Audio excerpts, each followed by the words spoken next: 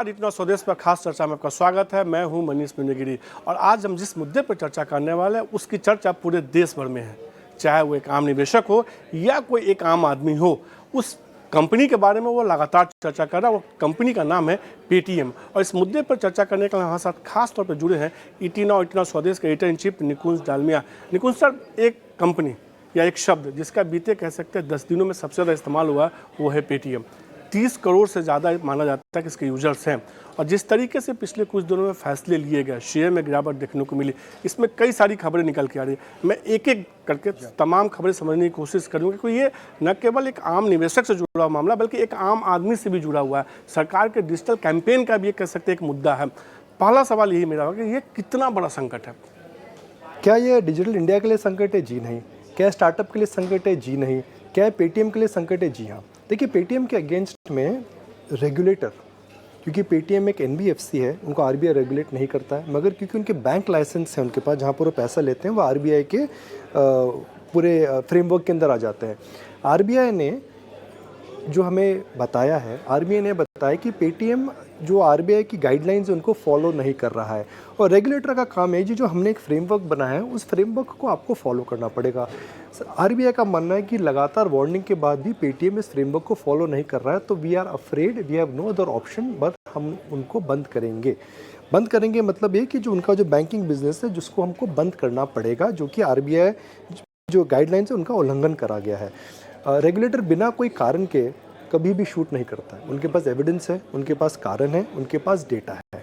हालांकि पेटीएम कह रहा है जी हमें कारण नहीं पता है, मगर मेरा मानना है कि उनको पता है और रिजर्व बैंक ऑफ इंडिया बिना कारण के नहीं करेगा। तो पेटीएम के अंदर दो प्रकार के बैंकिंग ट्रांजैक्शन है। देखिए, पेटीएम की बिजनेसेस क्या है। हम पेटीएम से एसोसिएट करते हैं, क्यूआर कोड लिया, पान वाला हो, चाय वाला हो, टैक्सी वाला हो, सब जगह पेटीएम का कोड आता है, पानी पूरी वाला होता है, स्कैन करिए, बड़ा प्राउड मोमेंट है। बिल्कुल बिल्कुल। अगर मैं देखूं, पेटीएम ने जो फ्रेंचाइज बनाई है काबिले तारीफ है। यूपीआई और पेटीएम करो एक प्रकार का घर घर का नारा हो चुका है, मगर वो यूपीआई बिजनेस है जहाँ पर आप पैसा अपने अकाउंट से दूसरे के अकाउंट में ट्रांसफ़र करते हैं, जिससे हम बोलते हैं मनी ट्रांजैक्शन। दूसरा है इनका जो बिज़नेस है उसके अंदर वॉलेट होता है, जिसके अंदर आप पेटीएम के वॉलेट में पैसा रख सकते हैं और उस वॉलेट के अंदर आप पैसा फिर ट्रांजैक्ट कर सकते हैं। फिर होता है पेटीएम बैंक। पेटीएम बैंक से आप अपने बैंक को लिंक कर सकते हैं जिससे पैसा आता जाता है। फिर पेटीएम एक प्रकार के बिज़नेस में जिसे हम बोलते हैं कि लोन डिस्ट्रीब्यूशन। आप पेटीएम के वेबसाइट पोर्टल पे, वेबसाइट पे जाकर के, हालांकि फ़ोन पे जाकर के आप एक एनबीएफसी से अपनी रिस्क प्रोफाइल को लेकर के बोरो कर सकते हैं, जो कि एक प्रकार का ब्रिज बनता है। और तीसरा, पेटीएम टिकट बेचता है, क्रिकेट वर्ल्ड कप की मोबाइल रिचार्ज कराता है। तो इनके 3 बिजनेस हैं। आरबीआई ने इनको जो सबसे बड़ा बिजनेस है जिसके अंदर डिजिटल वॉलेट में पैसा आता है, वहाँ पर रेगुलेटरी खंडन की वजह से कंसर्न्स रेज करी है। ओके, जिस तरीके से हमने देखा कि आरबीआई की तरफ से बार बार चेतावनी दी गई तो उसका उसने सीधे तौर पर फैसला लिया। अब हमने देखा उसके बाद से लगातार एक शेयर में गिरावट देखने को मिली है और एक बड़ा हिस्सा इंडिया का जो रिटेल इन्वेस्टर है ना, उनके पोर्टफोलियो में पेटीएम के शेयर्स हैं। एज ए निवेशक क्या करना चाहिए उनको? देखिए, इस समय एज ए निवेशक मेरे हिसाब से, हालांकि ये बोलना 50% गिरावट के बाद शायद सही रणनीति नहीं होगी, मगर मेरा ये मानना है कि पेटीएम के शेयर के अंदर एक तो बॉटम फिशिंग ना करें। Just because the stock is fallen down by 50%, मुझे नहीं लगता है कि इसके अंदर आपको जाकर के लेना चाहिए।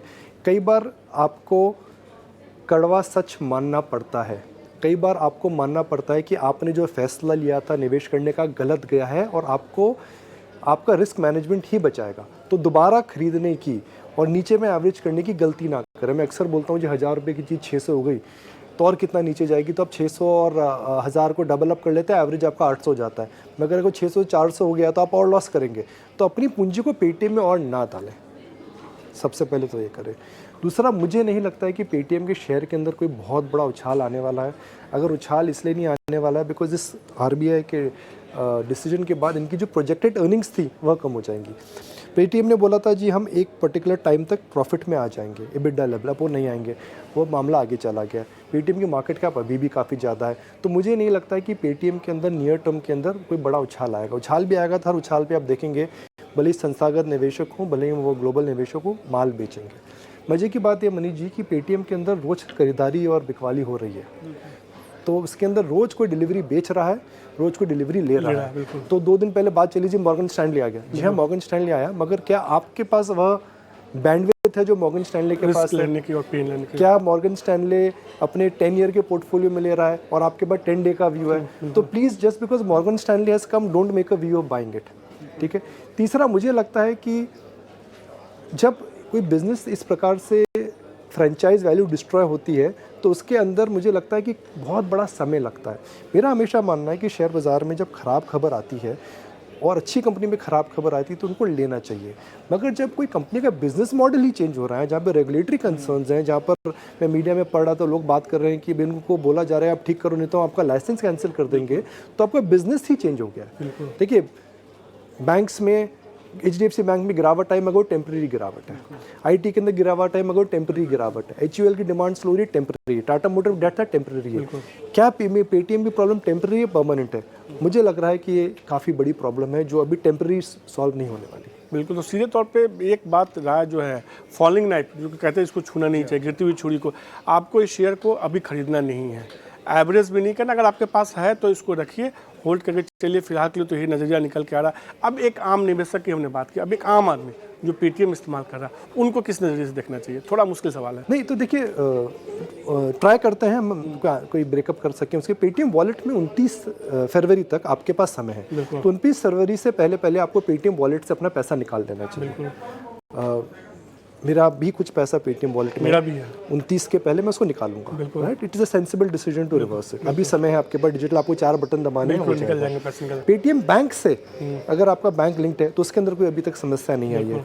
दूसरा, पेटीएम के अंदर जो बाकी ट्रांजैक्शंस आप कर रहे हैं, सपोज आप मूवी टिकट ले रहे हैं, सपोज आप फ़ोन रिचार्ज कर रहे हैं, अपना DTH रिचार्ज कर रहे हैं, उसके अंदर कोई समस्या नहीं आने वाली है। पेटीएम के थ्रू अगर आप लेंडिंग और डिस्बर्समेंट कर रहे हैं, उसके अंदर समस्या नहीं आने वाली। समस्या जो आ रही है वो आ रही है कि पेटीएम के वॉलेट को लेकर के पेटीएम या तो उस वॉलेट बिजनेस को बेचेगा या फिर जो रेगुलेटरी कंप्लायंस है उससे उसको फॉलोअप करना पड़ेगा। RBI पूरा डेटा देखेगी, उसके बाद ही उनको हरी झंडी देगी। मगर वो जो प्रोसेस में समय लगेगा, या आज या कल सुबह कोई इसके अंदर ये सूर्योदय सूर्यास्त नहीं है कि 24 घंटे के अंदर चक्र बदल जाए, रात रात कुछ नहीं बदलने वाला है। कि लंबा प्रोसेस है, उस लंबे प्रोसेस को कठिन प्रोसेस बोला जाएगा। किस तरफ निकलता है वो, कैसे निकलता है वो, कंपनी में ब्रांड है, एक बड़ा उसके अंदर टीम है, उसके अंदर अच्छे अच्छे लोग हैं, तो मुझे लगता है निकलेगा ज़रूर, मगर किस रूप से निकलेगा ये बोलना बहुत मुश्किल है। निकुल सर, चूंकि आपका लंबा अनुभव है शेयर मार्केट का, हमने जब भी देखा कि इस तरह के जब संकट आते हैं तो उसके बाद एक के बाद एक कार्रवाई और होने की संभावना थी। क्या आपको लगता है आने वाले दिनों में इस मामले में RBI कुछ और ठोस या कह सकते हैं कठोर फैसले पेटीएम के हिसाब के खिलाफ लेता हुआ दिखेगा? देखिए, कठोर फैसला क्या हो सकता है, उनका लाइसेंस कैंसिल हो सकता है, मैं जो हमें समझ में आ रहा है। पर क्या पेटीएम रेगुलेटर को कन्विंस कर सकता है कि आपकी जो कंसर्न्स हैं वह हकीकत नहीं है, हम उनको सॉल्व कर देंगे, तो उनका लाइसेंस कैंसिल नहीं होता है। अगर लाइसेंस कैंसिल नहीं होता तो एक प्रकार की लाइफ लाइन मिल जाएगी। तो उम्मीद करते हैं कि वह रेगुलेटरी जितनी भी स्क्रूटनी है, जितनी भी कंसर्न्स है, उसको वो एड्रेस कर पाते हैं। मगर मनीष, देखिए क्या होता है कि बिज़नेस के अंदर हमेशा आपको बैड न्यूज़ खरीदनी चाहिए, बट बैड न्यूज़ जब खरीदनी चाहिए जब कोई अच्छी कंपनी टेम्प्रेरी डिस्ट्रप्शन के थ्रू जा रही है। जैसे मैंने बैंक्स का उदाहरण दिया, जैसे मैंने ऑटो कंपनीज का उदाहरण दिया, जैसे मैं अभी रिटेल स्ट्रेस आ रहा है। क्या रिटेल स्ट्रेस परमानेंट रहेगा? जी नहीं रहेगा। तो जब रिटेल स्ट्रेस, तो आपको बैड न्यूज़ हमेशा लेनी चाहिए। When a good business goes for temporary crisis you should buy the stock, but in case of Paytm I think it is not a temporary crisis, it is a structural crisis. If they are able to come out तो फिर share 600 में भी अच्छा है, 700 में भी अच्छा है, मगर निकलने तो दीजिए। जज मत करिए क्या आ रहा है। बिल्कुल, अगर पेटीएम निकल कर आ जाता है तो उसके बाद लीजिए ना। It is better to buy something when you have visibility rather than playing something which is not visibility. Hindi में अगर मैं बोलूँ, ताश के पत्तों में सीन और ब्लाइंड, प्लीज ब्लाइंड ना खेले, सीन खेले। सर निकुल सर, आप उन कह सकते हैं ना बड़े पत्रकारों में, जर्नलिस्टों में, फाइनेंशियल जर्नलिस्टों में जिन्होंने डिजिटल इंडिया को बहुत इंडोर्स किया, और मैं खुद देखता हूं कि आप डिजिटल इंडिया का ज़्यादा इस्तेमाल करते हैं। जिस तरीके से ये घटना घटित हुई है, सामान्य तौर पे क्या है ना कि हर मुद्दे को यहाँ विपक्ष किसी भी रूप में सरकार के खिलाफ करने की कोशिश करता है। क्या इस मुद्दे का असर सीधे तौर पे डिजिटल के इंडिया के पोस्टर बॉय के तौर पे पेटीएम को रखा जाता था, होता हुआ दिखेगा, या डिजिटल इंडिया के लोग कोई चिंता की बात कोई चिंता की बात नहीं? मनीष, देखिए, पेटीएम एक ब्रांड है और एक पावरफुल ब्रांड है। इन्होंने जो करा है काबिल तारीफ़ है, और आई थिंक एक एंटरप्रेन्योर एक अगर विजन के साथ आता है, बड़ी हम्बल बिगनिंग से VSS, जिसे विजय शेखर शर्मा हम कहते हैं, सब को VSS बोलते हैं, उन्होंने पेटीएम को लेकर के इतिहास रचा है। मगर कई बार रेगुलेटरी चेंजेस होते हैं, उनको अगर आप नहीं करेंगे तो वो फिर आपके लिए नुकसानदायक होते हैं। देखिए, आपने एक बड़ी गाड़ी चलाई, बहुत बढ़िया गाड़ी बनाई, मगर भाई साहब अगर रेड लाइट पर अगर आप ट्रैफिक के नियम फॉलो नहीं करोगे तो गाड़ी का एक्सीडेंट हो जाएगा। तो मेरे हिसाब से एक वही उदाहरण है कि आपने एक बहुत बढ़िया गाड़ी बनाई जो कि इंडियन रोड्स के लिए फिट है, मगर आप रेड लाइट का आप रेड लाइट को रिस्पेक्ट नहीं करते हो, आप हॉर्न बजा के नहीं चलाते हो, आप रिवर्स गियर लगा देते हो भीड़ के अंदर, तो आप बेसिकली जो कायदे कानून है ट्रैफिक के वो फॉलो नहीं कर रहे हो, और यही बड़ी कंसर्न है। डिजिटल इंडिया क्या है मनीष? देखिए डिजिटल इंडिया जो है वो है कि India is getting more digitise. बिल्कुल, बड़े यूपीआई का उदाहरण हो, आधार का उदाहरण हो, जैम ट्रिनिटी जिससे हम बोलते हैं, हमने देखा कि डिजी लॉकर हो, तो वह तो एक इंडिया का एक हॉलमार्क है। अब आप देखिए फ्रांस के प्रेसिडेंट आए थे, अब वह फ्रांस में जाकर के यूपीआई चालू हो चुका है। मैं कहीं पे पढ़ रहा था कि आईफिल टावर पे अब जाने के लिए यूपीआई चालू कर सकते हैं। G20 में सारे जो आए थे उन्होंने शॉपिंग की थी उससे। जी हाँ, यूपीआई के तो digital India I think is one of the big main stage for India for productivity gain. वह था, वह है, और वो हमारी निजी जीवन में बढ़ता ही रहेगा। तो इस प्रकार से सोचना ही नहीं चाहिए कि इंडिया की डिजिटल स्टोरी खत्म हो गई है। बिल्कुल, तो सीधे तौर पे इंडिया की डिजिटल स्टोरी खत्म नहीं है, ये और आगे बढ़ती हुई। देखिए आखिरी सवाल,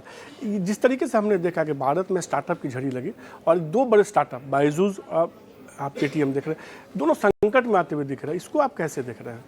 देखिए स्टार्टअप बिजनेस जो होता है मनीष, वह आपको, जहाँ की हम दो कंपनियों की बात कर रहे हैं, आप एकदम सही कह रहे हैं, they are the most respectable startups. Byju की जो वैल्यूएशन थी वो एक ज़माने में $20 बिलियन से भी ज़्यादा हो चुकी थी। इंडिया का सबसे बड़ा, इंडिया का सबसे सक्सेसफुल स्टार्टअप रहा है। मगर अगर मैं इन दोनों कंपनियों को जो पोस्टर बॉयज़ हैं, एक या दो को हटा दूं तो 3, 4, 5, 6, 7, 8, 9 के अंदर अभी कोई समस्या नहीं है। बिल्कुल। अगर आप जोमेटो को देखें, पॉलिसी बाजार को आप देखें, अगर आप देखिए डिजिटल इंडिया के कितने ज़्यादा उदाहरण हैं, ओला को आप देखिए, ओला का इशू आने वाला है। तो डिजिटल स्टार्टअप के अंदर ऐसा ही नहीं कि सब खराब है, ये कंपनी स्पेसिफिक इशूज़ है। पेटीएम के अंदर रेगुलेटरी चैलेंजेस आए हैं। बैजू के अंदर जो बिज़नेस मॉडल था, उस बिज़नेस मॉडल को लेकर के शायद मुझे लगता है कि बैजू वालों ने, हम अंग्रेजी में कहानी एक शब्द बोलते हैं, that they were trying to bite much more than they can chew. वह ऐसी, मतलब आपको वही गाड़ी का एग्जांपल मैं देता हूँ कि इंडियन गाड़ी के अंदर भाई लैम्बोर्गिनी नहीं चल सकती, यहाँ पर आपको मारुति गाड़ी ही चलानी पड़ेगी। तो जो सड़कें हैं आप समझिए उनको। पेटीएम ने क्या करा, गाड़ी बढ़िया बनाई, रेड लाइट को नहीं माना। बैजू ने क्या करा, गाड़ी को जो है इंडियन रोड्स के हिसाब से नहीं बनाया, वह काफ़ी ज़्यादा ग्रोथ और वैल्यूएशन। तो क्या होता है मनीष, जब इंटरेस्ट रेट्स ऊपर जाते हैं तो फंडिंग खत्म हो जाती है। बैजू को फंडिंग जो मिल रही थी वो गिरती इंटरेस्ट रेट्स में मिल रही थी। बैजू का जो बिजनेस मॉडल था उसके अंदर उन्होंने वो पैसा नहीं बना पाए। उनको लगता था पैसा बनाएंगे, मगर वैसे नहीं पैसा बना।